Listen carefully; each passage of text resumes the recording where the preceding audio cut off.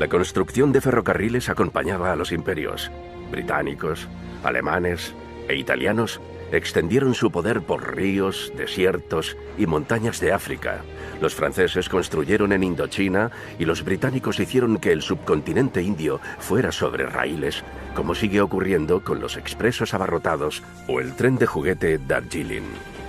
Los ferrocarriles afianzaban la identidad de grandes naciones, recorriéndolas de costa a costa en Canadá, Estados Unidos y Australia.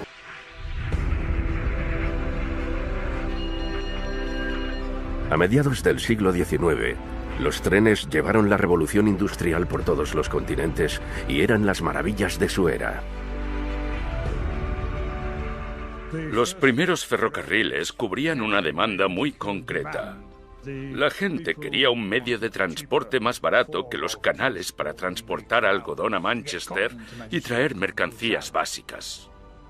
Las naciones del mundo no tardaron en fijarse en lo que ocurría en Reino Unido, que era un importante centro de exportación, de no solo el concepto, también de la ingeniería física, los materiales, todo lo necesario para crear ferrocarriles.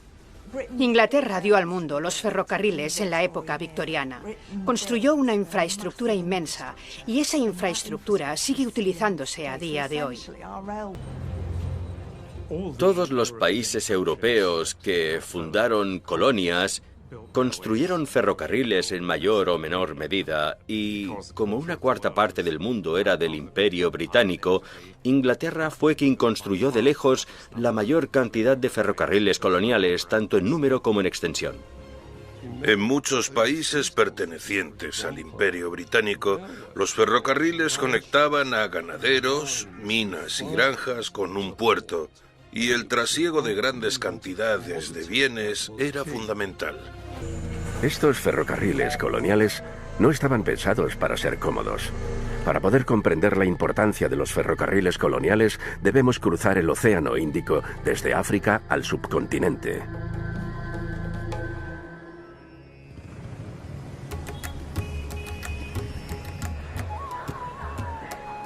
Tal vez sea en el subcontinente indio, las actuales India, Pakistán y Bangladesh, donde la construcción de ferrocarriles e imperios logró sus logros más prodigiosos.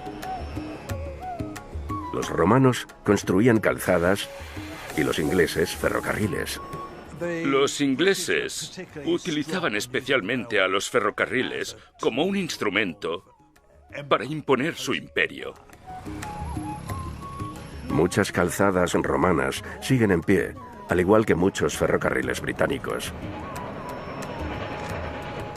El marqués de Dalhousie, gobernador general de la India entre 1848 y 1856, el título de virrey no se crearía hasta 1858, escribió: «La penetración total en estos climas soleados de un magnífico sistema de comunicación ferroviaria presentaría una serie de monumentos públicos enormemente superiores a los acueductos romanos, las pirámides egipcias y la Gran Muralla China».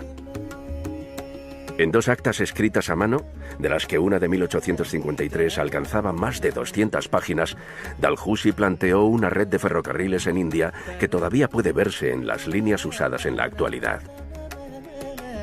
Él esperaba que estos ferrocarriles produzcan unos avances similares en las mejoras sociales que ha traído la llegada de las mejoras en las comunicaciones a varios reinos del mundo occidental. Una década después de empezar a construir ferrocarriles en la India, 3 millones de toneladas de materiales habían sido enviados desde Inglaterra en 3.751 buques. La verdad es que cuando exportábamos ferrocarriles, cambiaban a esos países igual que al nuestro. Los proyectos necesitaban financiación y los barcos seguros. La ciudad de Londres prosperó.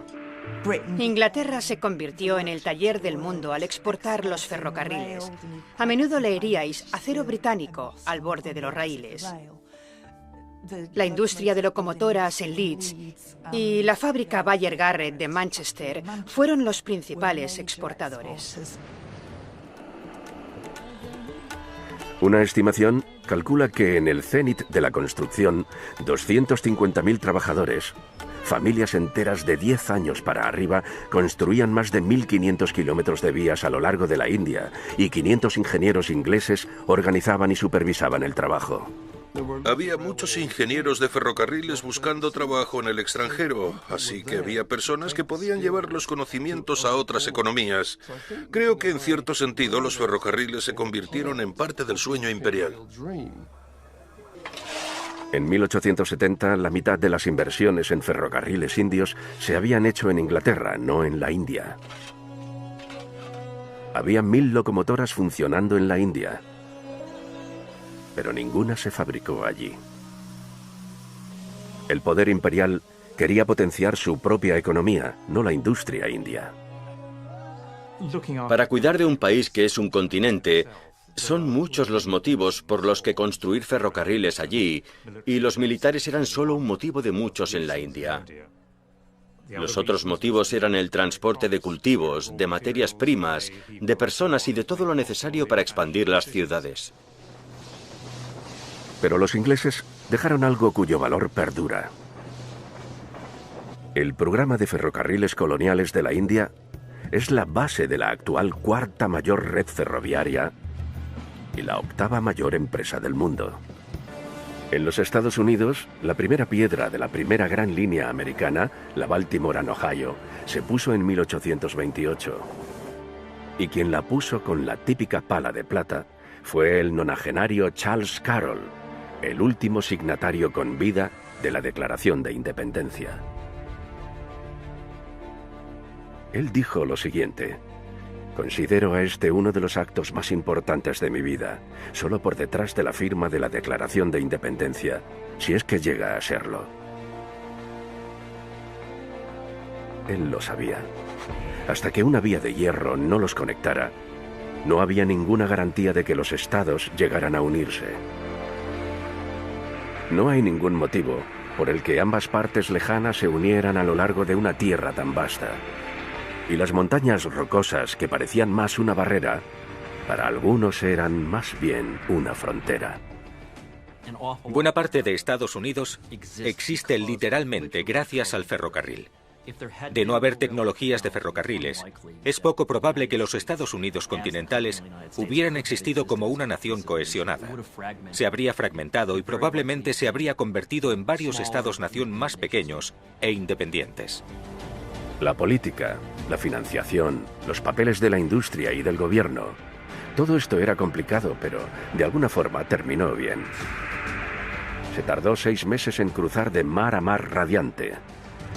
Y cuando se puso el último clavo de oro ceremonial que unía a las redes Central Pacific y Union Pacific el 10 de mayo de 1869, un mensaje de una palabra recorrió el mundo: terminado. Como lo estaba. Los primeros ferrocarriles que cruzaban la Norteamérica canadiense y los Estados Unidos, uniendo el este y el oeste por primera vez a través de las montañas rocosas, provocaron una transformación increíble. Los unió por vez primera. Los ferrocarriles convirtieron meses de viaje en días. El país estaba unido. Y el viaje era una forma incomparablemente superior a ir de costa a costa. Pero no era ni cómodo ni placentero.